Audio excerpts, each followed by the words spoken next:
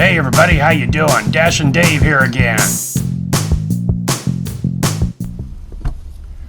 Alright, quick tip. Yes, you see more bad offers when it's slow. Your no-tippers and your low-tip people, they order all the time. They can afford to. They're not tipping you. Your good tippers kind of follow the economy, or maybe more specifically, they follow their economy. When they can't buy and leave you a good tip, they don't buy. When they get paid and it's a good day and they're feeling good and they got plenty of money, they'll order up a whole bunch of Chipotle or Chick-fil-A. So yes, when it is slow, you see a lot more bad orders, the low tippers and the no tippers.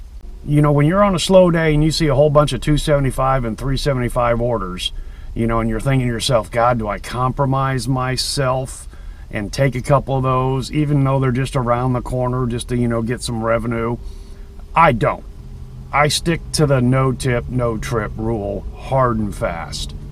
Even the $1 tippers, you know, the $3.75, I don't do them. Decline, decline, decline. In my market during the slow periods, I have declined so many orders that I've been put into pause twice. That's 20 orders, you know, saying decline, decline, decline. It never fails that sooner or later I get a good order that meets my $2 per mile metric. Now, did I leave some money on the table by not taking a $3.75 2-mile trip 20 minutes prior? I could have had that done and I still may have gotten the other order. You know, the algorithm, you don't know. Proximity and everything else, you know, and how many dashers are out there and everything else. I choose not to second guess myself on that because with Speedwagon, I'm real conscious of my mileage metric, and I'm just not going to take the no tip and the low tip orders. That's up for you to decide when it's slow in your market. Now, I know it's a strategy for some people. When they get a double order, they'll look at that and they will take the no tip or low tip order and unassign that order and just complete the one that is good. Me, I don't do that. When I get a double, I look at the order as a whole. I look at the pickup points, the drop-off points, and make my decision. On double offers, you know, you get both of them at the same time. I look at those metrics and determine whether or not I want to do the job. Yeah, there's been some times where I've done a tropical smoothie drink and then a Casey's order, going to two different places.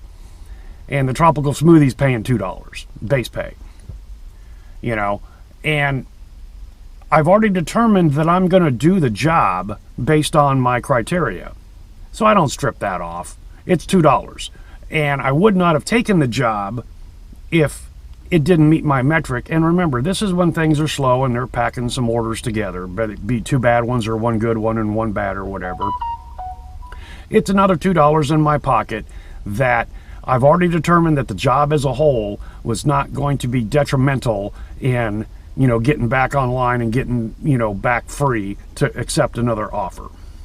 Now, I know what you're thinking. You said, Dave, you took that no-tip job because it was packaged on top of another job and those metrics met your metric and were worthy of taking. Yes, that's absolutely true. But again, when a double offer comes up on the screen, I apply my metrics and my strategy to the offer in its entirety. The reverse is true for stacked orders. I've got a good $6.75 job offer. I'm going to that merchant store, I'm there, and then Doordash tacks on a $2 additional order, you know, going in the same general area. Generally, I decline that no tip, no trip stack on job. I've already applied my strategy and my metrics to the current job at hand, and I'm already looking forward to, quote, the next job. This no tip, no trip job stacked on top of the good job messes that all up, so I usually decline that. But when a double offer comes up on the screen, I apply the metrics to the job as a whole, determine whether or not I want to take that job. If I take that job, I complete it in its entirety because that is a part of my current strategy. Alright guys and gals, that's all I've got for you today. Hopefully you can take something from this video and put it to use for yourself. Thanks for coming along for the ride and hope to see you next time.